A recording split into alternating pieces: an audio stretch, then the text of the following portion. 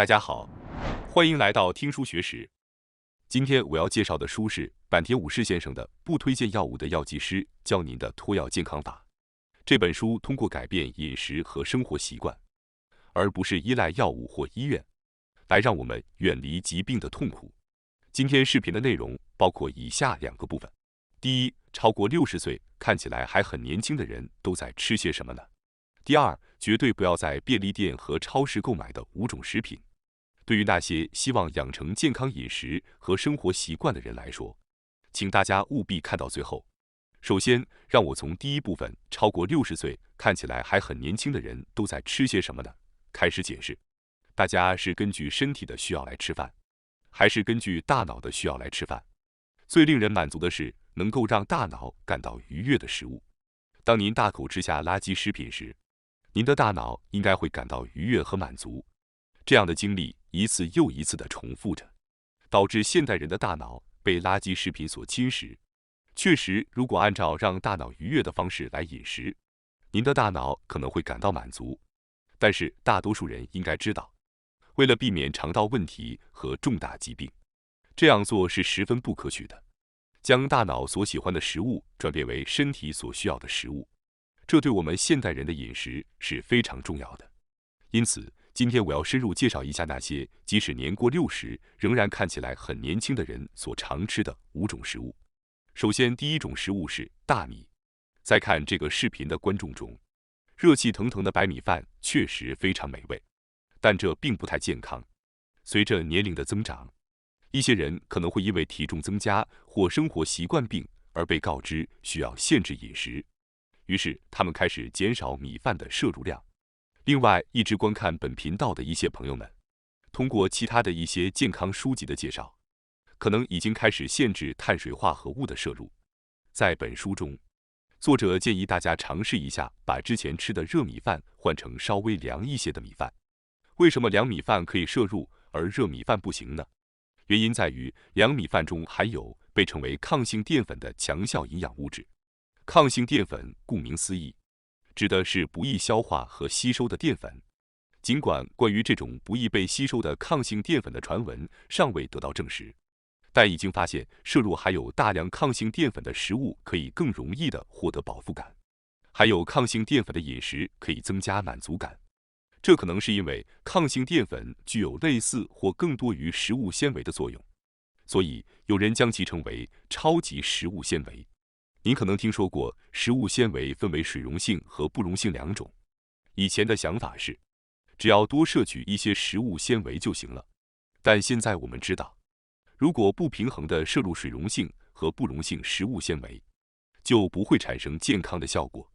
令人惊讶的是，抗性淀粉具备了水溶性和不溶性2种纤维的功能。换句话说，如果摄入了抗性淀粉，就无需考虑水溶性和不溶性食物纤维的平衡，因为它可以让您的肠道细菌活跃起来，肠道也开始变得干净。现在有些人可能还不太了解水溶性食物纤维和不溶性食物纤维的作用，所以让我简单的总结一下。水溶性食物纤维的主要功能有4个：一使胃肠道运动缓慢，减少饥饿感，防止过度进食；二缓慢吸收碳水化合物，抑制餐后血糖急剧上升；三吸附胆固醇和胆汁酸，并将其排出体外；四促进肠道内细菌的发酵，增殖乳酸菌等益生菌，改善肠道环境。而不溶性食物纤维的主要功能有2个：一，在胃和肠道里吸收水分膨胀，刺激肠道蠕动，促进排便；二，促进消化道内废物的排出。抗性淀粉包含了所有以上这些功能。如果能充分摄取抗性淀粉，就可以改善便秘问题，抑制餐后血糖的急剧上升，并增加肠道内的有益菌群，改善肠道环境。可以说，抗性淀粉是一种一举多得的食材。现在您是否了解了抗性淀粉的强大之处呢？接下来我们将讨论如何摄取这种强大的抗性淀粉，以及如何增加摄取量。对于这一点，凉米饭非常重要。事实上，抗性淀粉具有在冷却时增加的特性。如果您把新鲜煮熟的米饭稍微放凉一下，那么它的含量将增加1.6倍。当然，这不仅仅局限于米饭，比如意大利面会增加 1.2 倍，土豆会增加 2.5 倍，红薯则会增加3倍左右的含量。因此，如果可能的话，将富含抗淀粉的食物放凉后食用，可以在不增加脂肪和糖分的情况下获得满足感。在这些方法中，将米饭放凉后食用，对于日本人来说是一种常见且易于实践的做法。比如在饭团等食品中，如果您带着饭团午餐，那么到了午饭时间，米饭自然就会变凉。仅仅通过这一点就可以充分补充抗性淀粉。作者认为，导致老年人能够实现健康长寿的原因之一，可能是过去经常食用放凉后的饭。确实，过去并不像现在这样普及微波炉等设备，也没有像现在这样轻松地购买食物的地方，因此带着饭团外出可能是很常见的，可能是这种自然而然的吃凉饭的习惯，为日本人的健康长寿做出了贡献。顺便提一下，这里所说的凉米饭指的是室温左右，所以如果带着热乎乎的米饭外出，等到吃的时候它已经变凉了，这也是可以的。据了解，如果让食物在常温下变凉超过1小时，抗性淀粉就会增加。如果想进一步增加抗性淀粉的摄入量，可以试着把食物放在冰箱里冷藏。据说抗性淀粉在4摄氏度到5摄氏度的温度下增加的最多。此外，即使是把食物冷冻或冷藏后重新加热，也可以获得抗性淀粉的效果。但据说这种情况下，重新加热冷藏而不是冷冻的食物效果会更好。请大家记住这一点。看起来年轻的人都在食用的第二种食物是鱼类。我们进食的主要目的是摄取卡路里作为能量来源，确保摄取足够的卡路里，同时考虑营养平衡，这就是我们饮食的目的。然而，我们的大脑很容易对糖上瘾，如果随便吃东西，就会摄入过多的糖分和碳水化合物，导致摄入过多的卡路里。特别是随着年龄的增长，食物中摄取的卡路里绝对量会减少，因此更容易偏向糖类。当人们年龄渐长，食量减少时，有人会建议说，要多吃一些喜欢的食物。确实，这可能比什么都不吃要好。但我认为，与其只专注于摄入碳水化合物，如果可能的话，还是应该尽量摄取足够的蛋白质和脂肪。特别是要注意确保摄入足够的蛋白质，即要确保充分摄入肉类和鱼类等。每天每公斤体重摄入 1.2 克到 1.5 克的蛋白质是一个良好的指导。例如，如果您的体重是60公斤，您应该确保每天摄入72克到90克的蛋白质。有效的蛋白质来源包括肉类、鱼类、大豆、鸡蛋等，还有一些富含油脂的蔬菜，如西兰花和芦笋等。在这些食材中，特别是鸡肉和鱼类是非常有效的蛋白质来源。即使是在比较鸡肉和鱼肉时，我也更倾向于推荐优先选择鱼类。以前的日本饮食一直以鱼类为主食，但在过去的20年里，各个年龄段对鱼类的消费量都在下降，而对肉类的消费量却在不断增加。然而，基于健康和抗衰老来考虑，我认为应该优先选择鱼而不是肉。其原因在于，肉类和鱼类的脂肪质量存在很大差异。特别需要注意的是牛肉，因为人类的平均体温是 36.5 摄氏度，而牛的体温接近40摄氏度。牛肉中的脂肪在常温或人体内很容易凝固。以肉为主食的人可能会面临内脏器官、血管甚至食物中固化脂肪的风险。与之相反，鱼类是随温度而变化的动物，其体温与水温相同，约为15摄氏度至20摄氏度。鱼类的脂肪不容易在室温或人体内凝固。您可以通过比较罐头来了解一下，鱼类罐头在常温下打开时，油会保持液态，而牛肉罐头在常温下打开时，油则会凝固。牛肉的油只有在加热后才能融化，这种现象也会发生在人体内。鱼肉中含有人体必需的 Omega-3 脂肪酸，如 EPA 和 DHA， 有助于维持血液正常，降低血压。预防动脉硬化和中风等心血管疾病，对促进血管健康非常有益。此外，Omega-3脂肪酸中的 DHA 含量丰富，尤其在大脑和视网膜等神经系统中，已经被确认是对大脑发育和认知症预防有益的营养素。据说，它在预防大脑老化方面扮演着非常重要的角色，有助于保持血管和大脑的年轻状态。这是 Omega-3脂肪酸所带来的优秀效果。我们经常看到那些爱吃鱼的人看起来很年轻，这也就不足为奇了。另外，鱼类中富含的维生素 D 也是必不可少的，它的含量丰富。我希望大家积极摄入这些鱼类，因为它们具有出色的健康和抗衰老效果。看起来年轻的人都在食用的第3种食物是支链氨基酸 BCAA 和维生素。就像之前简要解释的那样，有效摄取蛋白质的食材包括肉类、鱼类、大豆、鸡蛋等。大家应该都听说过，这些食材会被分解成氨基酸。在这些氨基酸中，有一些是人体无法自行合成的，被称为必需氨基酸。在这些必需氨基酸中，有一些对于肌肉合成尤为重要，因为它们是构建肌肉的基础。这些氨基酸包括缬氨酸、亮氨酸和异亮氨酸，被称为支链氨基酸，简称 BCAA。它们约占肌肉蛋白质中的35%。如果你喜欢健身后喝蛋白粉，您可能经常会在标签上看到 BCAA 的字样。当然，从食物中摄入 BCAA 更为理想，而不仅仅是依赖蛋白粉。富含 BCAA 的食材包括猪肉、鸡肉、牛肉、金枪鱼、青鱼等红色鱼类，以及鲑鱼等。看起来年轻的人往往是因为他们充分摄取了这些含有 BCAA 的食材。为了更有效地合成肌肉，不仅需要摄取蛋白质和 BCAA， 还需要摄取促进肌肉合成的维生素。有2种非常重要的维生素，即维生素 B6 和维生素 C。维生素 B6 有助于分解蛋白质，并将其转化为能量，促进分解后的氨基酸在肌肉、血液、皮肤和头发等的蛋白质合成。由于它是分解蛋白质所必需的维生素，因此随着蛋白质摄入量的增加，对维生素 B6 的需求也会增加。如果只摄入大量蛋白质而未摄取足够的维生素 B6， 则这些蛋白质将会被浪费掉。维生素 B6 主要存在于肉类、鱼类、动物内脏等食物中，而且具有较强的抗热性，即使在加热过程中也很少被破坏，这一点非常可贵。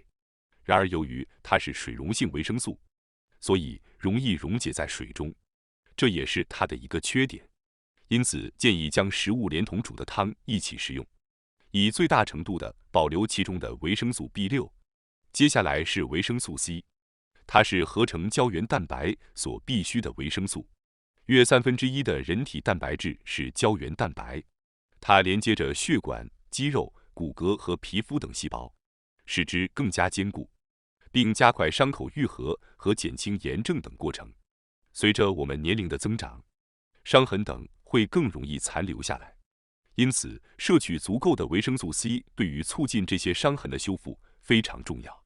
维生素 C 可以从许多蔬菜和水果中获得，但是由于维生素 C 容易溶解在水中，且对热力敏感，在煮沸3分钟以上时，其含量会减少1半。如果选择煮、蒸或烤蔬菜，则建议摄取日需量的5倍。然而，这在现实中可能有些困难，因此基本上建议适当搭配生食蔬菜来摄取。通过合理摄入这些营养素，可以保持年轻的身体和外表。请大家积极地添加这些营养素到饮食中。看起来年轻的人都在食用的第4种食物是胡萝卜、青椒、甜椒和番茄等蔬菜。当人们意识到需要保持健康时，通常首先会考虑食用什么食物呢？相信大多数人可能会选择蔬菜。的确，蔬菜是健康食品，但是许多人只是模糊地认为吃蔬菜有益健康。然而，了解每种蔬菜对我们的健康有何益处，并根据自己的需求选择适合自己的蔬菜摄入量是非常重要的。因此，在这里我们将简要介绍一些推荐用于保持健康和抗衰老的蔬菜。首先，让我从根菜类开始介绍。根菜类蔬菜是指那些食用埋于地下部分的蔬菜。在这类蔬菜中，推荐的包括牛蒡、地瓜、胡萝卜和大蒜，它们各自都有着不同的好处。比如，牛蒡富含纤维素，有助于缓解便秘；胡萝卜富含贝塔胡萝卜素，有助于预防衰老；而大蒜则具有很强的疲劳恢复效果，被认为对预防癌症有一定的效果。特别是从今天的主题预防衰老的角度来看，积极的摄取胡萝卜可能是一个不错的选择。由于大蒜具有浓烈的气味，可能会让很多人感到厌恶，但其健康效果非常显著。如果可能的话，建议优先摄取大蒜。接下来是果菜类的介绍。果菜类是指那些以植物果实或种子为食的蔬菜。在这一类蔬菜中，推荐的包括青椒、甜椒、番茄和豆类、瓜果类。青椒和甜椒富含抗氧化物质，番茄富含番茄红素，有助于抗衰老，而豆类富含高蛋白质和丰富的食物纤维，尤其是枝豆中还含有维生素 C， 有助于胶原蛋白的生成。黄瓜和南瓜等瓜果类蔬菜富含胡萝卜素，也有助于抗衰老。从抗衰老的角度来看，青椒、甜椒、番茄和豆类等果菜类蔬菜可能是不错的选择。这些都是相对容易获取的蔬菜，特别是番茄，曾经被医生推荐为排名第一的蔬菜，因此请尽量每天摄入。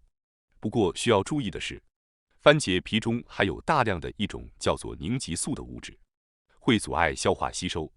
面包中含有的麸质也是凝集素的一种，这可能在肠道内引起发炎。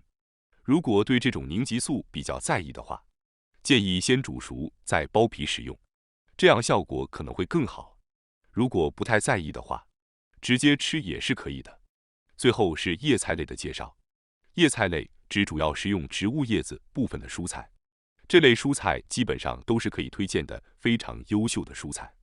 菠菜、小松菜和春菊等叶菜类富含维生素和植物化学物质，具有降低血压的作用，因此有助于抗衰老。而像卷心菜、生菜和白菜这种形状圆润、紧密结合的叶菜类，则富含丰富的食物纤维，有助于缓解便秘。综上所述，从抗衰老的角度来看，推荐的蔬菜包括胡萝卜、青椒、甜椒、番茄、豆类、菠菜、小松菜和白菜等叶菜类。希望大家积极地摄取这些蔬菜，让外表和内心都保持年轻。看起来年轻的人都在食用的第5种食物是水。大家每天都会喝到足够的水吗？我们的人体，男性约60%，女性约55%是由被称为体液的水分组成的。70公斤的男性体内大约含有42升水分，而50公斤的女性则含有约28升水分。这些水分有3个特别重要的功能：一、将氧气和营养物输送至细胞，并以尿液的形式排出废物；二、促进血液循环，通过出汗来维持体温；三、保持新陈代谢的正常运作。相反，如果身体缺水的话，这些功能将无法有效执行，即使您大量呼吸，也无法将氧气输送到全身；即使您摄入丰富的饮食，也无法将营养输送到细胞的每一个角落。如果无法充分排泄体内废物，毒素将在体内积聚，给细胞创造非常不良的环境。细胞缺乏营养和氧气，无法清理废物的话，将会变得越来越虚弱，甚至老化。这样的情况并不难想象，缺水会直接导致老化。随着年龄增长，我们越来越难以摄取足够的水分，这是因为我们的饮食量本来就减少了，加上我们越来越难以感觉到口渴，逐渐减少了喝水的量，甚至我们体内储存水分的能力也在减弱。因此，即使不觉得喉咙干渴，也要养成定期喝水的习惯，非常重要。可以设定每隔几小时喝水，或者在某个固定时间喝水，将一天所需的水量分成几次来喝。现在有了智能手机的提醒功能，很容易就能实践每天定时喝水。虽然我认为有些人可能会觉得麻烦，不愿意去做，但实践与否直接关系到我们是否出现老化的情况。所以，无论是现在看这个视频，还是在做其他事情时，利用智能手机的提醒功能定时喝水是非常重要的。我建议每隔1个小时摄入约200毫升的水，特别是在冬季，由于空气干燥，夏季则会出汗排出水分，因此补水更为重要。根据日本厚生劳动省的标准，每天所需的水量约为2.3升至2.5升左右。当然，每个人的活动量不同，而且水分也可以通过饮食等其他途径摄取，因此不必全部依赖饮水。但希望您能意识到，原来人体所需的水分量是如此之多。除了水之外，无咖啡因茶也是合适的饮品。我个人更推荐水，但我知道有些人可能不喜欢大口喝水，所以喝水量可能会减少。这样做是没有意义的。我建议您选择适合自己口味的茶或其他饮品来补充水分。请注意，即使喉咙干渴，也绝对不要像喝水一样大口喝酒，因为酒精在体内分解时需要水分，这会导致脱水加剧。换句话说，饮酒实际上会导致身体缺水，使身体老化。同样的，咖啡因也需要注意，因为它具有利尿作用，会增加体内水分的排出。虽然本频道推荐饮用咖啡，但过量摄入咖啡因并不是好事，所以可以适量选择无咖啡因的咖啡或茶来确保水分的摄入。接下来是第2部分，绝对不要在便利店和超市购买的5种食品。大家平时会去便利店或超市吗？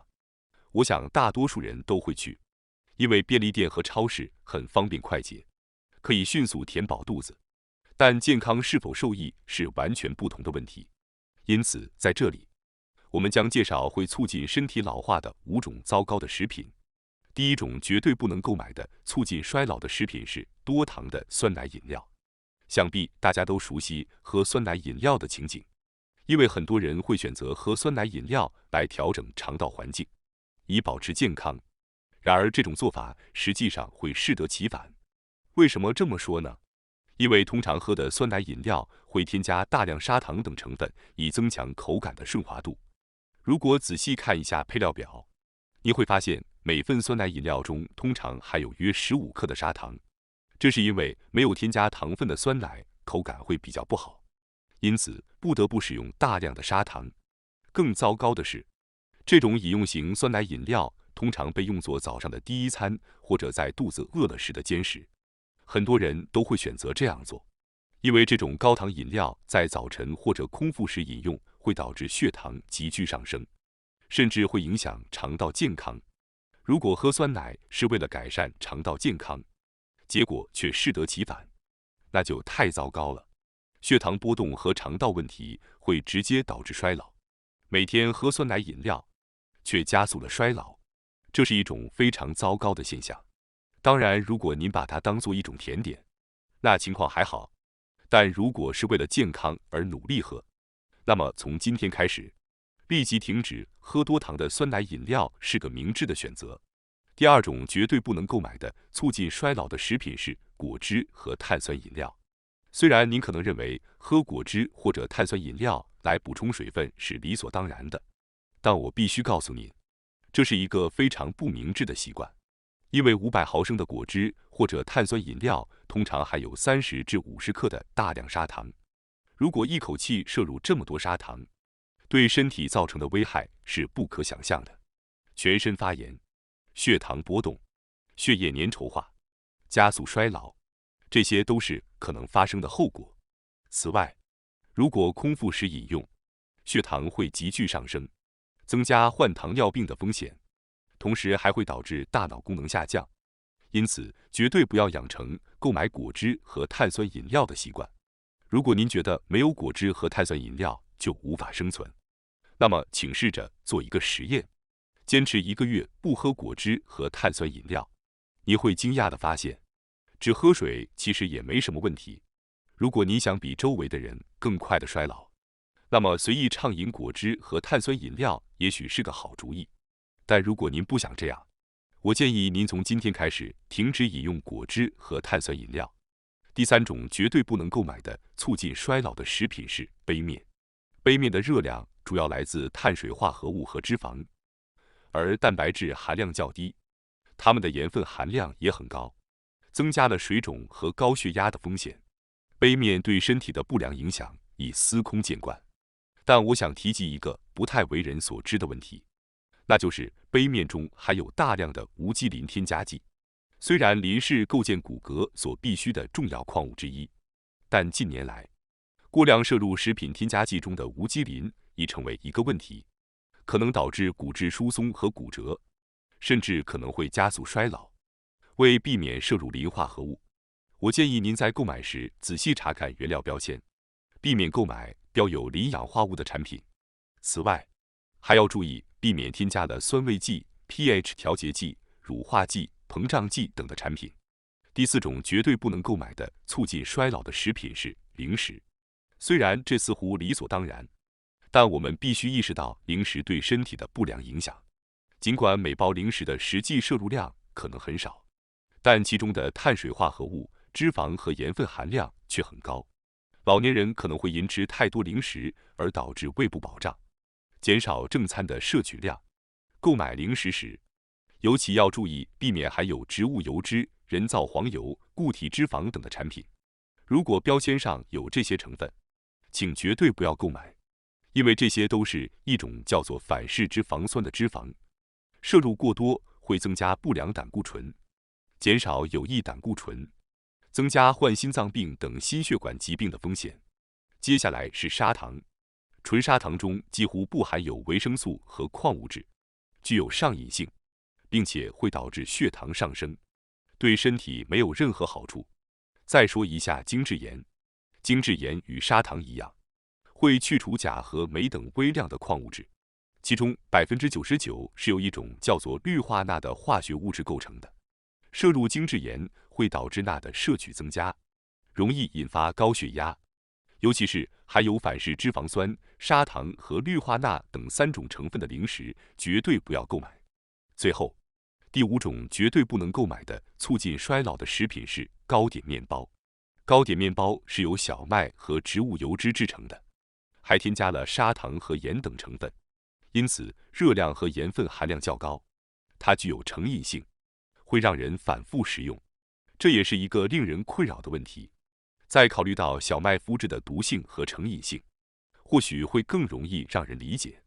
尽管它们经常会打折，但请务必不要购买，这是更好的选择。希望我们今天分享的内容能够对大家有所帮助。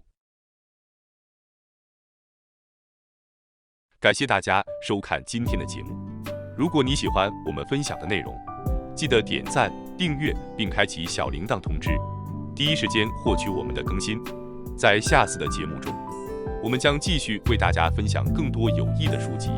再次感谢大家的支持，我们下期再见。